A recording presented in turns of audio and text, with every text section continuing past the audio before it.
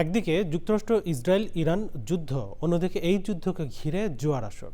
ইরানের সর্বোচ্চ নেতা আয়াতুল্লাহ আলী খামেনির মৃত্যু ঘিরে শুরু হয়েছে অনলাইন জুয়া। জুয়া নিয়ে যেমন আলোচনা সমালোচনা রয়েছে, আবার জুয়ার অর্থ না পেয়ে রয়েছে ক্ষোভ। রিপোর্টে আরও জানাচ্ছেন পান্না আক্তার। ইরানের সর্বোচ্চ নেতা আয়াতুল্লাহ আলী খামেনির মৃত্যু ঘিরে অনলাইন জুয়ার বাজারের সৃষ্টি হয়েছে তীব্র বিতর্ক ও অস্থিরতা। কোটি কোটি ডলার লেনদেনের পর এখন হাজার হাজার জুয়ারি তাদের প্রাপ্য অর্থ না পেয়ে ক্ষোভ প্রকাশ করছেন।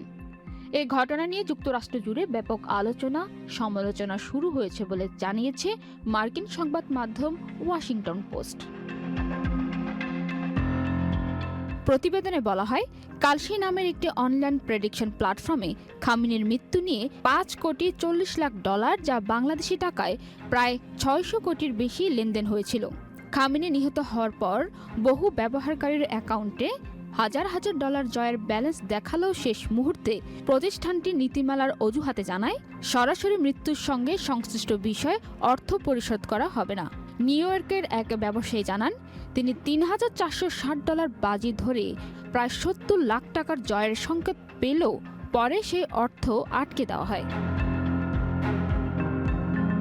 মার্কিন সংবাদ মাধ্যম ওয়াশিংটন পোস্টের তথ্যমতে মার্কিন সিনেটর ক্রিস মার্ফি বিষয়টিকে আমেরিকান বাণিজ্যিক অর্থনৈতিকতার চরম বহিঃপ্রকাশ বলে আখ্যা দিয়েছেন।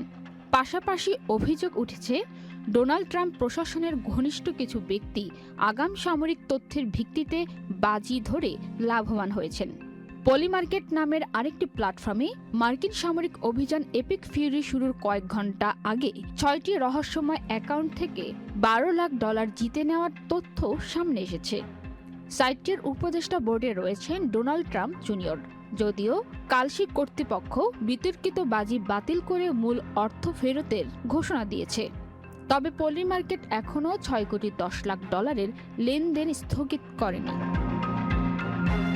পান্না আক্তার, চ্যানেল আই।